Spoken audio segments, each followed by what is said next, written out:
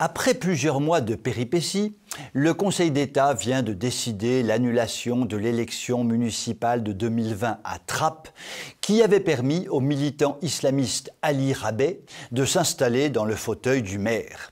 Ce monsieur, que certaines têtes bien pensantes auraient voulu nous faire passer pour un champion de la diversité et de l'inclusivité, s'est au contraire distingué par sa maîtrise achevée du clientélisme et de la magouille communautariste, ce qui revient à peu près au même d'ailleurs.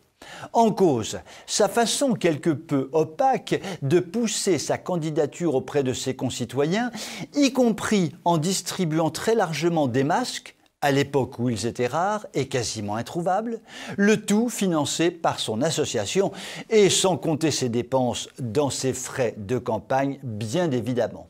Mais ce n'est pas tout. Ali Rabeh, c'est aussi le chantre d'une entente entre les peuples dans une ville où, par exemple, les coiffeurs sont interdits aux femmes.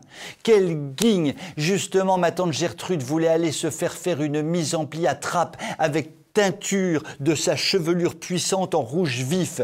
Pauvre tantinette, va. Trappes, c'est également la ville de rêve où le professeur de philo Didier Lemaire a osé affirmer que l'islamisme était toujours plus envahissant, jusqu'à finir sous protection policière. Oh ma mère! Bref, Trappes, c'est vraiment le paradis d'Allah. Le paradis sur terre.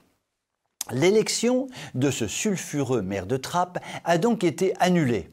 À la bonne heure.